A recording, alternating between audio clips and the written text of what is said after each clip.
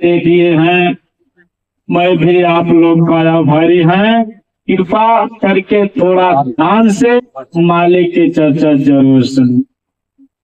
बताने में तो आप लोग कुछ कसर नहीं रखे हैं, क्योंकि बता दिए काफी, लेकिन इस बात को गौर से उसे उतारना चाहिए। यदि अगर अंदर ना उतरे तो सुनते रहोगे, फायदा कम होएगा, लेकिन अंदर अगर उतार लोगे तो फायदा फुल हो जाए। हमें आज बताया गया 84। आज हमारी आप जैसे नाना प्रकार के जीव इसी धरती पे फंसे हैं और वो भी प्रार्थना मालिक से करते हैं। अब हमें आपको सोचना है कि 84 किसे कहते हैं। लोग 84 का नाम तो लेते हैं, लेकिन 84 का मतलब क्या है। हम आप जितने जीव हैं, ऐसा नहीं कि मानव शरीर हम आप पहली बार पा चुके हैं, और पहले भी पाए थे और 84 में चले गए, और 83,99,999 जन्म जन्मने के बाद ये मानव शरीर मिला। तो 84 किसे कहते हैं। हमारे वेद शास्त्र में महात्मा ने लिखा है कि अंडज, पिंडज, उखमज, स्थावर, ये 4 खान है। 4 खान में 84 लाख योनि है। 4 खान में तो कौन से, जरा उसे ध्यान से सुनना और उतारना कि मतलब क्या है, कैसे है। जैसे अंडज जो कहते हैं, जितने जीव अंडे से पैदा होते हैं, तो अंडज उन्हें कहते हैं जो जीव पैदा होते हैं अंडे से। तो कितने जीव अंडे से पैदा होते हैं, यानी 14 लाख जीव। 14 लाख जीव अंडे से पैदा होके इसी धरती पर रहते हैं, कुछ पर से उठते हैं 14 लाख, और 9 लाख जीव अंडे से पैदा होके जल में रहते हैं। जल में 14 और 9 23 लाख जीव केवल अंडे से पैदा हो, जो अंडा होते। उसके बाद पिंडक। पिंडक किसे कहते हैं, जो डायरेक्ट बच्चे पैदा होते। तो पिंडक में कितने बच्चे हैं या कितने जीव पैदा होते हैं, 4 लाख।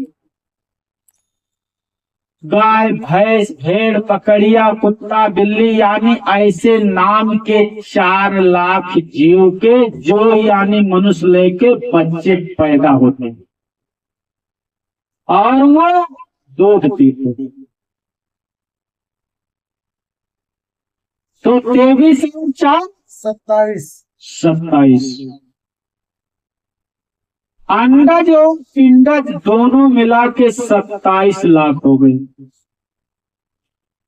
और 30 लाख में उखमज जीव होते हैं। उखमज जीव किसे कहते हैं, जैसे अभी आपको मच्छर काट रहा है, या चूंटी है, या बारीक बारीक कीड़े हैं, या बहुत महीन ऐसे ऐसे कीड़े जो दिखाई नहीं देते हैं, ले पतंगे से लेके कीड़े मकोड़े इसी धरती पर रहते हैं, वो 30 लाख में है उखमज, जो सर्दी यानी गर्मी और बरसात तीनों महीने में पैदा होते रहते हैं और मरते रहते हैं। किसी का आयु 10 रोज का है तो 15, किसी का 20, किसी का 30, किसी का 40, यानी 2-4 महीने के अंदर मरते गिरते रहते हैं। ये उखमज जीव 30 लाख में, किन्हें उखमज कहा जाता है। और 27 लाख में अस्थावर जीव है, यानी जो पेड़ पौधा कहा जाता है, छोटा हो बड़ा हो, 27 लाख नाम के पेड़ है, यानी जिसे झाड़ और पौधा कहा जाता है, 27 लाख। अब आप इसे गणित कर लीजिए और जोड़ लीजिए कि 23 में अंडा और 4 में पिंडल, 23 अंडा और 4 में पिंडल, 30 में उखमस, 27 में स्थावर, यानी 23 और 4 27 और 27 गुना 54 और 30 84 पे हम आप मानव शरीर पाए। इतना भोगने के बाद ये महात्माओं ने लिख कर वेदों में बताया कि बच्चा इतना जन्म आप भोगे हैं, अब आज मानव शरीर पे आए हैं। इसलिए एक लाइन और गोस्वामी जी लिखी, क्या लिखा कि बड़े भाग मानो तन पावा, सुर सब ग्रंथ गावा, यानी सुर माने देवता को भी दुर्लभ है ये मानव शरीर पाना। अब आज हम 84 से निकले नहीं हैं, अगर ये सोचो 84 पार कर दिया हूँ, किए नहीं, उसी में गिनते हैं, लेकिन द्वार पे खड़े हैं। अब इसी मानव शरीर को भगवान ने अधिकार दिया, महात्माओं ने दिया कि केवल सत्संग मानव जाते सुन सकते हैं, जो मानव शरीर में आ गए। बाकी 83,99,999 जीव नहीं सुन सकते हैं और न समझ सकते, क्योंकि उनके अंदर नहीं आएगा। सुनकर वो समझ नहीं पाएंगे कि क्या चीजें हैं। लेकिन ये मानव शरीर इतना अमोलक दे दिए मालिक, और इसी में चेतन अंश भगवान का उतरा है कि आप समझ सकते हो। अब आप लोग इस पे विचार करें कि मानव शरीर इतने कष्ट से मिला है, तो हमें अब की बार 84 में ना जाना पड़े, ऐसे विचार करके, ऐसे सोच करके, जो आज हमारे यहाँ भाई लोग ने बताए कि सतवा गुरु कौन होता है, जिससे आपको सतलोक पहुंचा दे, यानी मोक्ष प्राप्त करा दे। यहाँ का भेद जो है, जैसे तेजलाल जी ने कहा कि महात्मा आंखों का देखी बातें करते हैं, वेदों का क्या कहते हैं कि सत सूरत सूरत पर सत पर मढ़ी छावा, वह घर हमें का कोई न बतावा, जीव जहाँ से आवा, यानी वो घर हमें आज तक कोई नहीं बताया जहाँ से ये जीव यहाँ उतरी है।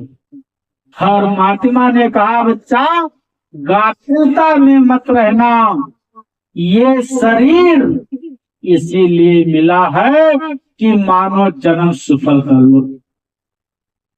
चालाक उसे कहते हैं जो समय पर मौके का फायदा उठा ले, उसे बहादुर कहते हैं, और जो समय पे चूक जावे उसे कायर कहते। तो ऐसे मौका, ऐसे समय हमें आपको बार बार नहीं मिलता है।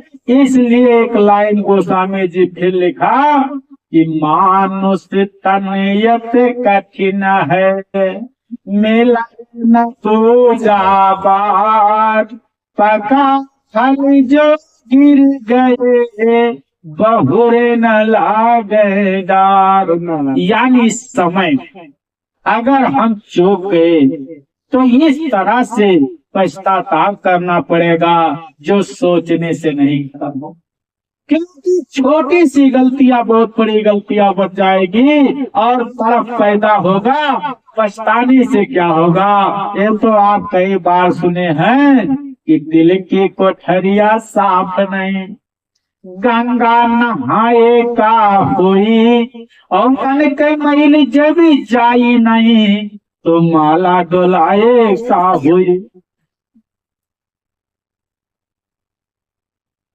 कि ये मन की मैल जब तक नहीं खत्म होगा, तब तक ये माला डोलाने से कोई फायदा नहीं होगा। तो समय पर चूक गए, पीछे पछताने का होई, और खेत चिड़ैया चुन गई, फिर हल्ला मचाए का होई। धक की गाड़ी हैंडल, गाड़ी मान पने से का होई, और एक्सीडेंट जब हो गई है, फिर हारन बजाए का होई। 6 दिन पाछे गई हवा न गुर से भेंट, अब पछताने हो गया का, जब चिड़िया चुन गई खेत। आज ये मानव शरीर अगर हम इसी खेल कूद और गाफिलता में गंवा देंगे, तो बाद में पश्चाताप करने से वापस नहीं हो सकता। क्योंकि ये चांस भगवान ने दिया है। बहुत तरफ हम आप लोग किए हैं, तब कहा है जाओ मानव जन्म में आपका मौका दिया जाता है। किसी जात धर्म मजहब का नाम नहीं, केवल मानव जाति पे लागू है। कोई भी जात कष्ट की बातें नहीं, मानव एक जाति होते हैं जिसे मानव कहलाते हैं।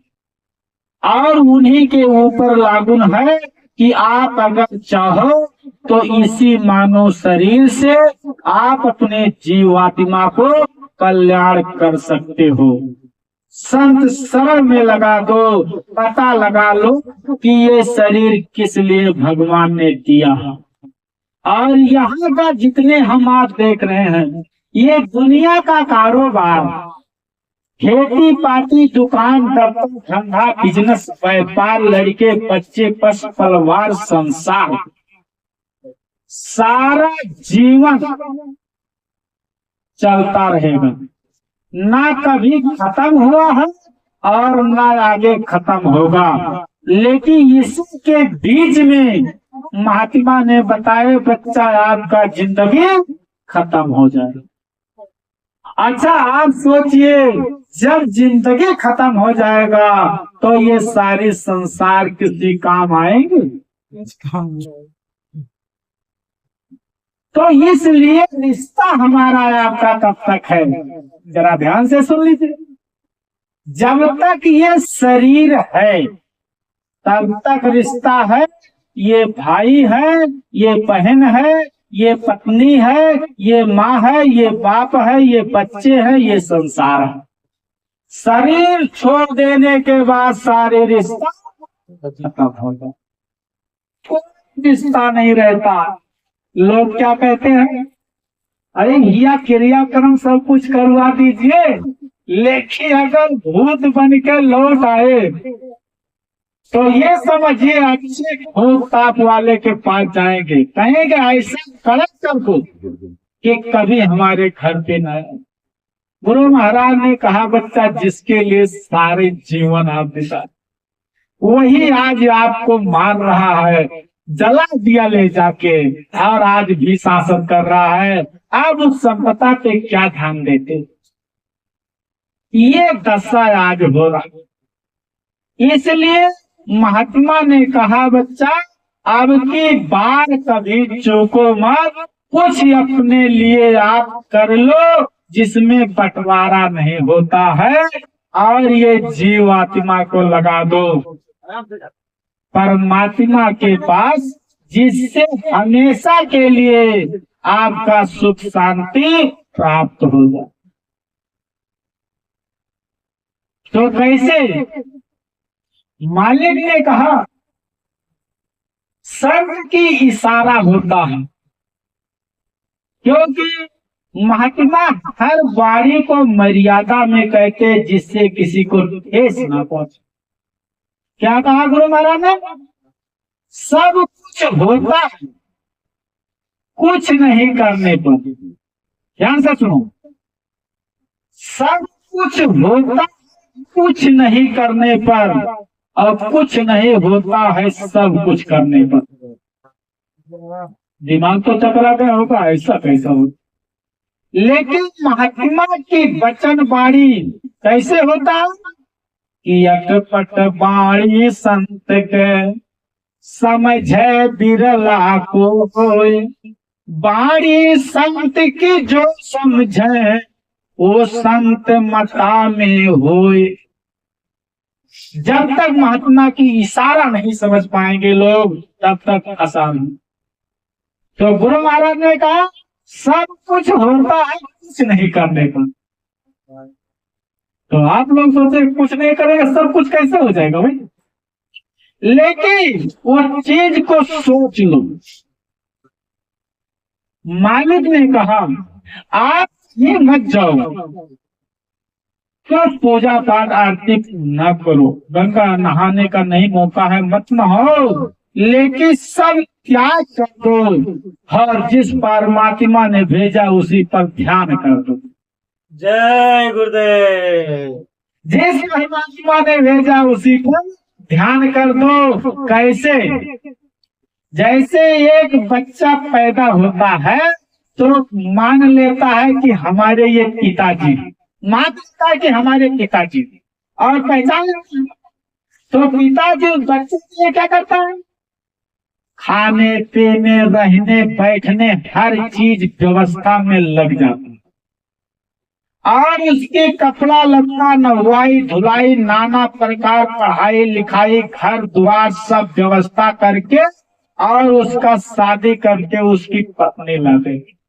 हर कहता जाओ आराम को, और जाने के बाद वरासत लिख देता।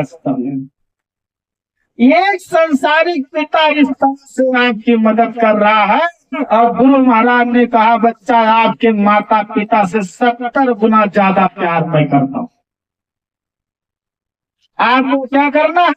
केवल मान लेना कि मत। जैसे महेश जी ने क्या कहा कि ये सब आपको सौंप दिया भगवान तुम्हारे चरणों में, यानी गुरु महाराज आपके हाथ में ये सौंप दिया, ऐसे हमें आपको अर्पण कर देना। जितने में काम होगा ज्यादा अगर होशियारी किए तो मामला का कहो। ज्यादा होशियारी कैसे?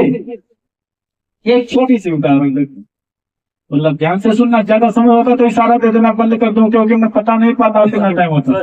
और 9 मिनट। जय गुरुदेव। जैसे भक्ति कोई आसान चीजें नहीं और बहुत आसान चीजें हैं। एक पड़ोस में एक पतिव्रता स्त्री यानी देवी रहती थी। वो अपने पति से बड़ा प्यार करती थी, यानी पति कुछ भी कर दे कभी जुबान नहीं लड़ाती थी। पति का चरण छूती थी और उसके बाद पति का स्नान ध्यान कराती थी। पति जब बाहर कहीं निकल जाते थे तो भोजन प्रसादी की व्यवस्था करती थी। फिर शाम को दोपहर को पति को प्रसादी देती थी तो पंखा झला करती थी। दूसरा कोई पूजा नहीं करती थी, केवल पति का ही पूजा करती थी। गोस्वामी जी एक लाइन लिखे कि एक कहे धर्म एक वर्तने माँ और काया वचन पति पर प्रेमा। यानी वो बेचारी रोज पति के सेवा में रहती थी कि कोई दिक्कत ना हो। तो पहले क्या काम करते थे कि जैसे गांव में जो है गाँव में मूसर से धान कूटते थे, कुखली में रखकर और मूसर से कूट कर निकाल लेते और उसी को फिर साफ सफाई करके बनाते। पड़ोस वाली एक बहन जी आई और देखी कि ये धान कूट रहे तो उससे बातचीत करने लगी। कहा बहन जी आप बहुत मेहनत करती हो और मैं देखती हूँ कि आपके घर कभी झगड़ा लड़ाई नहीं होता है, हमारे घर तो रोज झगड़ा होता रहता है, इसलिए आज मैं थोड़ी मौका पाई हूँ तो मैं सोची आपसे कुछ बातें करूँ। उसने मूसर उठना रोक दी और कहा बहन जी बहुत अच्छी बात है, बैठिए आप कहिए क्या हाल चाल है। कहा हाल चाल तो ठीक है अच्छा है। तो कहा झगड़ा क्यों करती हो? पति परमेश्वर होता है, भगवान होते हैं। दो बात अगर कह दे तो सब्र कर लेना चाहिए, इसी में तो हमारी आपकी भलाई है। और वो जो है पति, उसका बाहर से आ गए और पहाड़ू वाले उस मूसर को ऊपर फेंकी और ऊपर से नीचे लाने पे छोड़ दी, तो ना तो वो नीचे आया ना ऊपर गया, बीच में मूसर टंग गया। और बीच में मूसर टंग गया, ना तो वहां बड़ेर से लगाया और ना नीचे आया, बीच में टंगा हुआ मूसर। अब पड़ोस वाली बहन जी देख रही, कहा ये तो लीला ब्रह्म, अरे ये ना नीचे गिरा ना ऊपर, ये कैसे टंग गया बीच में। अब वो हैरान हो रही है और वो बहन जी चली गई, अपने पति को भोजन दिया और भोजन देने के बाद में उनको खाना खिलाई। तब तक अपने अचला से हवा यानी बया चलती रही, पति भोजन कर लिए। फिर पति जब चले गए, आई फिर हाथ ऊपर ली और मुझसे हाथ में आया, फिर धान कूटना चले। वो पड़ोस वाली देखती हुई हैरान हो गई, कहा बड़ी गड़बड़ हो गया। कहा बहन जी मैं आपसे एक बात पूछना चाहती हूँ। कहा पूछ लीजिए। ये क्या दो चार पूछ लीजिए। अरे कहा ये बताओ आपका मूसर वहां टंगा कैसे, ना नीचे गिरा ना ऊपर रह गया, और कैसे गया। अरे कहा बहन जी आपको क्या समझाओ, इतना जल्दी समझ में नहीं आया। ये जो हमारे पति का शक्ति, पति का प्रभाव हमारे प्रभाव से नहीं रुका। ये पति की पावर होता, पति परमेश्वर होता है, पति भगवान होता है। आप ध्यान से देखिए, नहीं आपको ज्ञान न होने वजह से आप झगड़ा करती हो। कहा बहन जी आपसे झगड़ा नहीं करूं। कहा बहुत अच्छी बात है, क्योंकि अच्छाई देख के अच्छाई करना, धीरे धीरे पति की सेवा में लग जाना, पति की पावर आपके ऊपर उतर आएगा। ऐसा आपका भी रुक सकता है, कोई दो राय की बात। यानी गुरु की पूजा कोई भी कर सकता है और सबके आत्मा कल्याण हो सकता है, इसमें संशय नहीं है। सभी मानव जाति को लागू है कि सब पूजा कर सकता है। गोस्वामी जी ने कहा चेतन दो ही चीजें है, ये संसार में तीसरा चेतन न है न आगे रहेगा। क्या है? रामायण में एक लाइन लिखेंगे, ईश्वरयांश जीवयभिनाशी चेतनयामर सहस सुख राशि। यानी वो चेतन एक आत्मा और एक परमात्मा, बस दो ही चीजें हैं। और आत्मा तो परमात्मा में मिला लो, बस नैया पार होगा। आप देखिए वो बहन जी अपने घर पे गई जो अपने पति से झगड़ा करती, पति को बुलाई। अरे बोली भाषा इतना जल्दी तो ठीक नहीं होगा। अरे कहा इधर आइए। सोचा कि क्या करने बुलाती है, आज मारे होरे की तो नहीं आ गया बेचारा। कहा क्या हुआ? कहा आज से मैं सुधर गई। कहा बड़ी अच्छी बात, धनो हे भगवान बहुत बड़ी कृपा हो गया। कहा आपने कितना जल्दी? कहा हाँ। तो कहा फिर बहुत अच्छी बात है। तो कहा आज से मैं आपका चरण छुएगी। कहा मत छुओ न कि ऐसे ही गाली को तना दो तो बहुत अच्छी बात है। कहा नहीं देखिए हमारे नेम में रोड़ा मत डालिए, जैसा मैं कहूँ वैसा कहूँ। कहा बहुत अच्छी बात। ठंडी की मौसम था, सोचे कि सुबह 4 बजे आपको मैं स्नान कराऊंगी। कहा बड़ी गड़बड़ है। कहा तो महीना रुक जाओ, इस नेम को जो है मार्च से लागू करो, ये तो ठीक ठाक रहा है। कहा नहीं लागू हो गया तो इसी आगे लागू होगा, आगे लागू नहीं करूंगी। सोचा बड़ी गड़बड़, एक तो ठंडी का महीना, ये पानी भरने तो जाएगी नहीं, रात का रखा हुआ पानी सुबह नहवा देगी, तो समझो प्राण बचे या ना बचे। सोचने लगा बेचारा की इच्छा ठीक है, जैसी आपकी इच्छा। अब वो चरच हुई। पहले मट्टी का जो बर्तन होता था जिसे गगरी बोलते थे, उसी में पानी भर के लोग रखते थे। अब वो रखा हुआ पानी शाम का सुबह 4 बजे, उसको बेचारे को कहा तुम्हें नहवा देती हूँ। चरच हुई, उसको नहवाने लगी तो सारी शरीर हिलने लगा था। कहा बड़ी गड़बड़। अब बेचारा कोई हालत से थी तो वह नहा लिया। बस महाराज समाप्त करता हूँ, मैं देख रहा हूँ आपको। उसके बाद में बाहर निकला। अब वो गया बाहर, जो है सब जो है पैरा पटाई को लकड़ी पाया, जलाया, जला के अपने शरीर को सेका। बेचारा कुछ टाइम तक 2-4 घंटा लग गया उसकी शरीर तरफ। आज ये बेचारी सब लाई पाड़ुआ से धान और मूसर से कूटना चालू कर दी। अब वो बाहर से आया, कुछ दोपहर में खाना पीना बना के रेडी किया। दरवाजा ठोका। अरे कहा भोजन तैयार हो गया हो तो लाओ प्रसादी पालू। बस तब तक मूसर ऊपर फेंक दी। अब ऊपर जब मूसर फेंकी तो देखी कि लाओ रुक गया है कि बच्चा है, जैसे मुंह ऊपर उठाए जैसे मूसर इसी पे गिरा कर। अब नाक पे गिरा तो नाक फूट गया। अब वो कह रहे कि भोजन दोगे नहीं, कहा अभी लाके आप मर जाओ, भोजन नहीं। अरे कहा इतना जल्दी क्यों निकल गई, कहा नाक फूट गया, अभी आपको कुछ विचार नहीं आता, कहा इतना जल्दी पतिव्रता बन गई आप। तो का मतलब ये है कि ऐसे कोई घाही नहीं, आप धीरे धीरे उस चीज को, उस लाइन पे उतर जाओ जिससे हमारे आपकी भक्ति भी सफल हो जाए, लोग जान ना पावे, हल्ला ना हो, टीका बुंदा झब्बा कुब्बा दाढ़ी बाल संसार कमंडल गेरू बस्तर कपड़ा, इसे कोई भक्ति नहीं कहा जाता है। भक्ति होता है आत्मा से, जो परमात्मा को मिला लो, भगवान को याद कर लो, छोटे बड़े का आदर सम्मान सीख लो, घर के परिवार में रहने की कदर, यानी किस हालत से रहना है, हमें समाज में कैसे चलना है। अरे पिता का चरण छूने से बच्चा कभी गरीब नहीं होता है, माता का चरण छूने से बच्चा कभी भूखा नहीं सोता है, बहन का चरण छूने से बच्चा चरित्रवान होता है, बड़े भाई का चरण छूने से भय रहित होता है, समाज का सेवा करने से सम्मान बढ़ता है, गुरु का चरण छूने से मोक्ष प्राप्त होता है। जय गुरुदेव। मस्त। इसलिए हमें आपको हर बात को सोचना चाहिए और विचार करना चाहिए। आज इतने बड़े हम आप अगर बैठे हैं मालिक की चर्चा सुन रहे हैं, तो ये आत्मा परमात्मा की बातें सुन रही है। गति इसी जगह पे होती है, सुख शांति वहाँ मिलता है जहाँ संत की चर्चा होता है।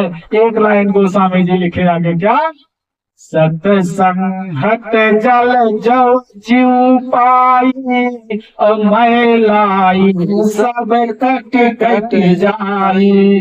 यानी जब तक सत्संग की जल जीव को नहीं मिलता है तब तक वो निर्मल नहीं होता है। ऐसा नाच गाना ढोल मजीरा हम लोग मनोरंजन को बहुत ले लिए हैं, लेकिन वो आनंद नहीं जिसे मालिक की दया दुआ हमारे ऊपर आ जावे। क्योंकि जब तक उस रास्ते पे नहीं चलेंगे तब तक हमें आपका सुख शांति नहीं मिलता। इसलिए हमें आपको इस बात पे विचार करना है। क्या करना है कि मानव जन्म हमारी मिथ्या ना हो। सुमिरन ध्यान भजन दर्शन सत्संग सेवा, और अपने जीवन में कभी किसी का निंदा नहीं करना, किसी की बुराइयां नहीं करना। क्योंकि अगर हम किसी की बुराई करते हैं तो बताइए कि हम कितने अच्छे हैं। यहाँ लिखा महात्माओं ने कहा कि बुरा तो भोजन में चला, बुरा न मिला जब दिल ढूंढा आपने हमसे बुरा न कोई। यानी जब अपने अंदर देख लेता हूँ तो दुनिया को बुरा नहीं कहूँगा, क्योंकि हमें आपको अधिकार नहीं है जो दूसरे की बुराइयां करना। जो किसी को देखो तो ये कहना है, हे मालिक इनके ऊपर दया कर दो, इनकी बुद्धि अच्छा हो जाए, शरण में ले लो जो आत्मा का कल्याण हो जाए। ये हमारी आपकी भक्ति है, यही हमारी आपकी सेवा है, यही हमारी आपकी लक्ष्य है। यानी आप किसी के लिए फूल ना बन सको तो उसके जीवन में कांटा ना बनो। तो अब समय हो गया, तो इसी बारी के साथ मैं अपनी बारी को विराम देता हूँ। कहने सुनने में जो गलती होगा तो माफ